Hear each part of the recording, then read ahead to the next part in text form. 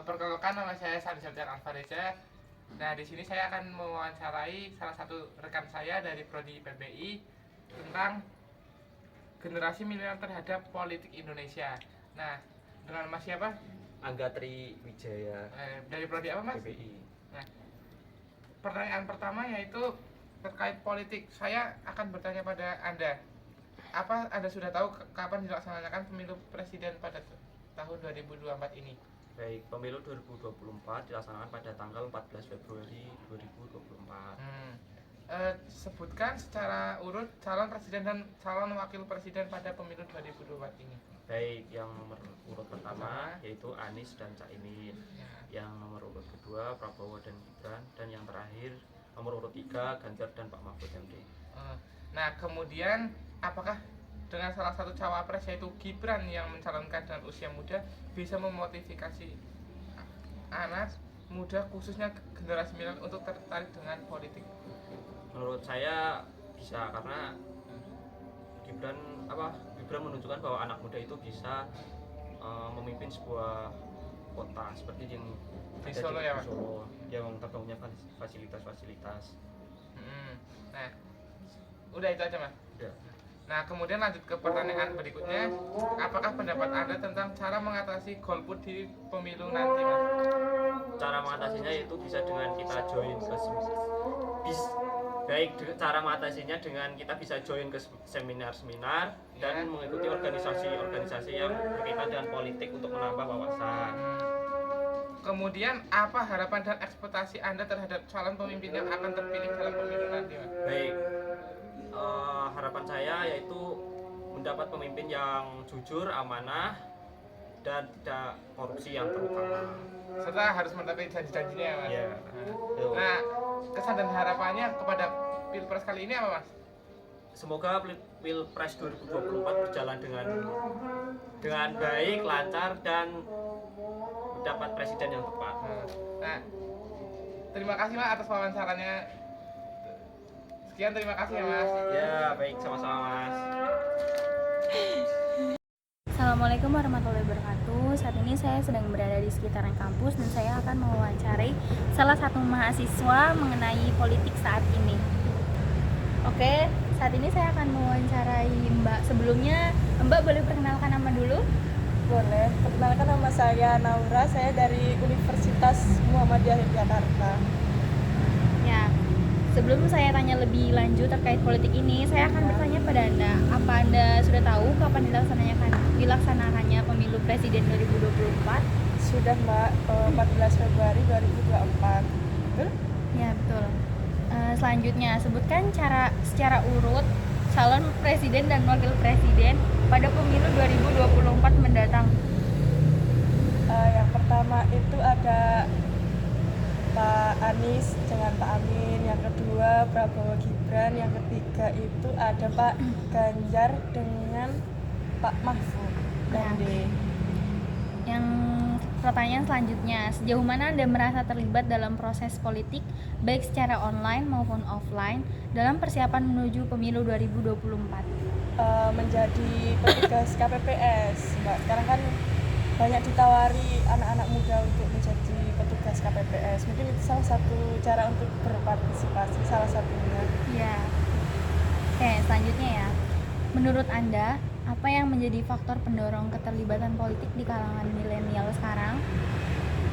Di media sosial itu kan lagi marak-maraknya kampanye gitu kan, Mbak, kayak konten-konten calon presiden, wakil presiden. Jadi dari situ kan kita jadi melihat gimana paslon 1, 2, 3 kan.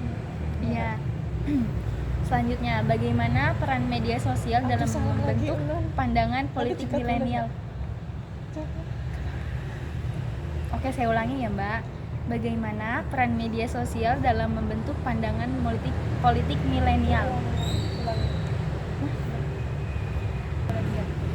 Oke, yang kelima, bagaimana peran media sosial dalam membentuk pandangan politik milenial? Sangat berpengaruh ya, Mbak. Apalagi kan sekarang di FYP TikTok itu kan banyak konten-konten kayak paslon 1, 2, baik personalnya maupun visi misinya itu sering banget seliweran di bisa membentuk pandangan kita terhadap politik sih Mbak. Ya. Oke, yang selanjutnya. Nah, kan kalau sedang masa politik ini banyak sekali hal atau informasi yang kurang valid. Ya. Nah, bagaimana menurut Anda upaya pemberantasan hoaks dan diinformasi selama kampanye pemilu 2024? Tidak menelan informasi itu secara mentah-mentah Mbak. Kita cari dulu kebenarannya apakah yang diberita itu benar atau hanya menyudutkan satu calon presiden, cawapres gitu. Kita harus mencari tahu dulu kebenarannya, baru kita bisa menilai apakah Nah, oke. Yang selanjutnya, terkait dengan perubahan peraturan pada batas umur cawapres yang diubah secara keputusan sepihak, menurut Anda bagaimana tanggapan Anda terkait hal tersebut? sah-sah aja sih Mbak, selama si cawapres itu tuh bisa gitu dianggap mampu untuk menjalankan tugas dan perannya setelah terpilihnya nanti sebagai calon wakil presiden gitu Mbak. Nggak Oke. apa-apa. Ya. Selanjutnya lagi, apakah dengan salah satu cawapres yaitu Gibran yang mencalonkan dengan usia yang sangat muda bisa memotivasi anak muda khususnya generasi milenial sekarang ini untuk tertarik dengan politik? Iya Mbak, karena usia kan bukan menjadi patokan ya sebuah pemikiran gitu. Kalau misalnya para pemuda milenial ini mempunyai pikiran yang bagus untuk kemajuan bangsa Indonesia kan, kenapa tidak gitu. Bisa aja sih Mbak, sangat memotivasi kita sebagai kaum milenial. Iya. Ya. Oke, bagus. Apa pendapat Anda tentang cara mengatasi golput di pemilu nanti? Dengan adanya kampanye itu atau sosialisasi tentang pemilihan atau enggak, kan sekarang di TV sudah banyak debat-debat capres gitu ya Kak. Iya. Kalau kita nonton kan pasti kita tuh akan ikut apa ya, emosi atau gimana ya, maksudnya tuh Greget gitu ya, ya. greget banget gitu dalam menontonnya gitu. Jadi ketika kita nonton kampanye atau debat capres itu tuh kita bisa menilai gitu bahwa mana sih yang baik untuk negara kita, Iya. presiden kita setelahnya gitu, dengan melalui debat capres atau kampanye gitu Kak. Itu akan mengurangi angka golput sih kalau mereka bisa dapat mengikutinya secara baik gitu, Kak. Iya, Mbak. Bagus banget. Ya. Nah, yang terakhir ini, apa harapan dan ekspektasi kamu terhadap calon pemimpin yang akan terpilih dalam pemilu nantinya? Harapannya semoga apa yang ditawarkan ya atau visi misi mereka itu bisa terlaksanakan, bisa terwujudkan dengan baik ya Mbak, nggak cuma wacana pada saat kampanye tapi bisa terrealisasikan dengan baik setelah mereka menjadi presiden dan calon wakil presiden selanjutnya. Ya. Oke, baik Mbak. Terima kasih ya Mbak sudah mau saya wawancarai. Iya, Maaf Mbak. mengganggu waktunya.